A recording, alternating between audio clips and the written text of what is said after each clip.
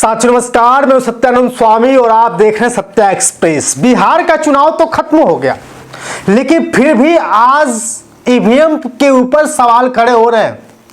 चुनाव खत्म हो गया, सरकार बन गई और उत्तर प्रदेश में एसआईआर का फार्म भरा जा रहा है। आप देख पा रहे हैं, अगर आपके पास एसआईआर का फार्म पहुंच गया होगा तो शुक्र मनाइएगा। अगर आपके पास एसआईआर का फार्म नहीं पहुंचा है तो आप जाकर के अपने बीएलओ से मांगिए, क्योंकि अगर आपके पास एसआईआर का फार्म नहीं पहुंचा है तो बीएलओ आपके साथ बहुत ही बड़ी नाइंसाफी कर सकता है, बहुत बड़ी घपलाबाजी कर सकता है।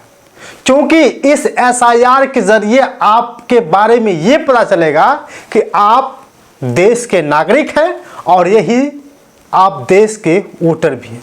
साथियों, इसलिए एसआईआर का फार्म भरा जा रहा है और मैं कहता हूं कि सबको एसआईआर का फार्म भरना चाहिए, लेकिन कुछ इसी एसआईआर के जरिए बहुत बड़ा कांड हो रहा है। आपके यहां का बीएलओ आपके साथ गलत कर सकता है, आपको मरा हुआ घोषित भी करा सकता है, आपको आपकी नागरिकता तक खत्म करा सकता है। साथियों, इसीलिए एसआईआर का फार्म भरना बहुत जरूरी है और इस मामले को इस तरह से उछाला जा रहा है कि अगर आपने एसआईआर का फार्म नहीं भरा तो आपके साथ भी गलत हो सकता है। पहले जब एसआईआर लागू हुआ था तो लोगों ने सोचा कि कहीं ऐसा तो नहीं एसआईआर देश की जनता को गुमराह कर रहा है, देश की जनता को बर्बाद कर रहा है। साथियों, अब समझ लीजिए कि एसआईआर ही एक ऐसा सहारा है जिसके माध्यम से आपको यह समझा जा सकता है कि आप देश में वोटर हैं, आप देश के नागरिक हैं। एसआईआर में किस तरह से फर्जीवाड़ा हो रहा है हम आज इस चीज को समझेंगे और साथ ही आपको बता दूं कि जिस तरह से भीम आर्मी के चीफ चंद्रशेखर आजाद जो नगीना के सांसद हैं, उनके ऊपर रोहिणी घावरी आए दिन गुस्सा करती है। उनका मामला अभी शांत नहीं हुआ है, क्योंकि रोहिणी घावरी कहती है कि हम एक्स गर्लफ्रेंड हैं और चंद्रशेखर आजाद के जेल भेजवा कर रहेंगे। अभी आपको पता है ना, 26 तारीख को चंद्रशेखर आजाद बहुत बड़ा आंदोलन करने जा रहे हैं संविधान को लेकर के, और उस आंदोलन में रोहिणी घावरी भी पहुंचने वाली हैं। सोचिए, बहुत बड़ी बात है। चंद्रशेखर आजाद जिस मंच से ललकारेंगे, जिस मंच से संविधान की शपथ दिलाएंगे, उसी मंच पर रोहिणी घावरी भी मजबूत रहेगी। और रोहिणी ने कह दिया है कि मैं वहां पहुंचूंगी, मैं दिखाऊंगी अपनी ताकत। अगर किसी ने भी मेरे साथ गलत किया या बदतमीजी की तो सिर्फ मैं नहीं बल्कि पूरा देश देखेगा। साथियों, सोचिए, रोहिणी घावरी वही रोहिणी घावरी है जो चंद्रशेखर आजाद के ऊपर हमेशा से घिनौना आरोप लगाती रही है। वही घावरी जो देश से बाहर जाकर के पढ़ाई कर रही है स्विट्जरलैंड में। आपको पता है, कोई एक ऐसी देश की बेटी है जो दलित समाज से आती है, चंद्रशेखर आजाद को कहती है कि ये मेरा फायदा उठाया। चंद्रशेखर आजाद के ऊपर हमेशा से आरोप लगाती रही है और ये कहती है कि चंद्रशेखर ने मेरा फायदा उठाया है, मेरे साथ होटल में रंगरलियां मनाई है, बहुत कुछ कहती रही। अब उसने कह दिया है कि मैं उसी मंच पर संविधान की शपथ लूंगी जिस मंच से चंद्रशेखर आजाद ललकारने वाले। बार बार कह रही है कि मैं इस चंद्रशेखर को जेल में पहुंचा कर रहूंगी, अमित शाह भी बचा नहीं पाएंगे। साथियों, रोहिणी घावरी आए दिन चंद्रशेखर आजाद के ऊपर आरोप लगा रही है। एक तरफ रोहिणी घावरी चंद्रशेखर आजाद को परेशान कर रही है तो दूसरी तरफ एसआईआर ने सबको परेशान कर रखा है।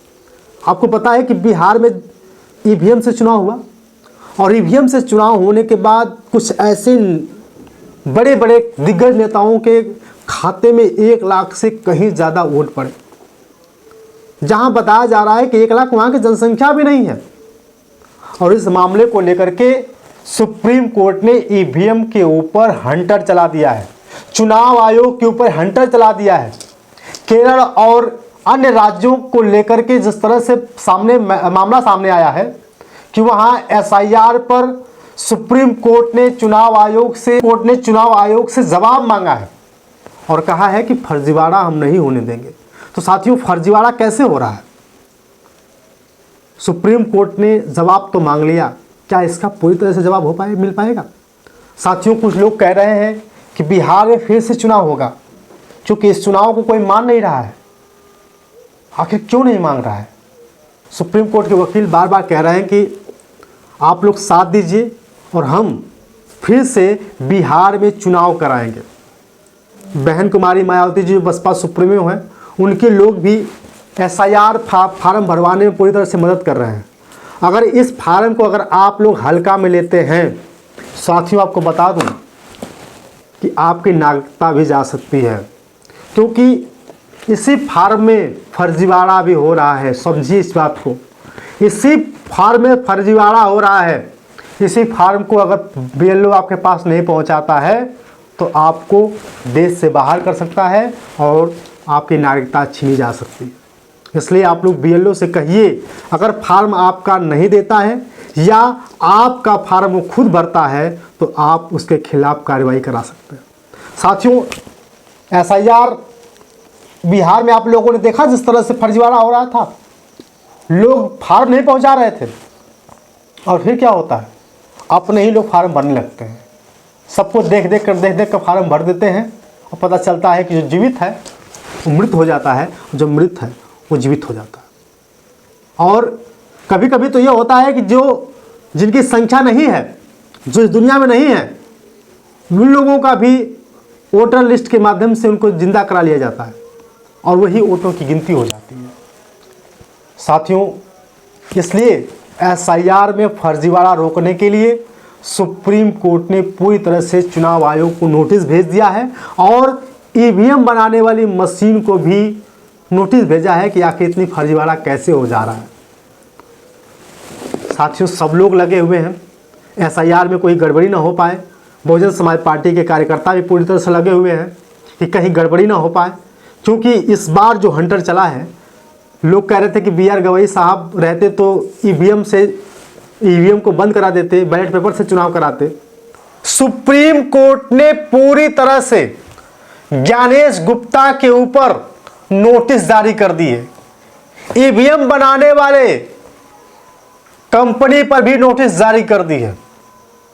सोचिए क्यों EVM बनाने वाले पर नोटिस जारी हुई है, क्यों ज्ञानेश गुप्ता के ऊपर नोटिस जारी हुई है? क्योंकि साथियों हरियाणा में, दिल्ली में, महाराष्ट्र में जिस तरह से आप लोग लगातार देख रहे हैं कि वोट चोरी के मामले को लेकर के बड़ा बवाल छिड़ा हुआ है।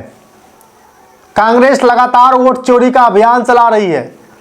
पश्चिम बंगाल की दीदी मुख्यमंत्री ममता बनर्जी अपने कई सारे सैनिकों के साथ दिल्ली प्रस्थान कर चुकी हैं और सुप्रीम कोर्ट ने हथौड़ा चला दिया है। साथियों सोचिए, सुप्रीम कोर्ट ने पूरी तरह से हथौड़ा चला दिया है। 26 तारीख को सुनवाई होनी है, 26 तारीख को सुनवाई होनी है, जबकि कल 23 तारीख है और 23 तारीख को ही BR गवई साहब जो CJI हैं अभी फिलहाल, उनकी विदाई भी हो जाएगी। लेकिन उनके बाद जस्टिस सूर्यकांत आ रहे हैं और उनकी बड़ी पीठ वाली पूरी तरह से तैयारी कर ली है कि किसी भी हाल में वो SIR को लेकर के बहुत बड़ा फैसला सुनाने जा रहे हैं 26 को, क्योंकि 26 नवंबर को संविधान दिवस भी है और उसी संविधान दिवस के मौके पर बहुत बड़ा बवाल होने वाला है।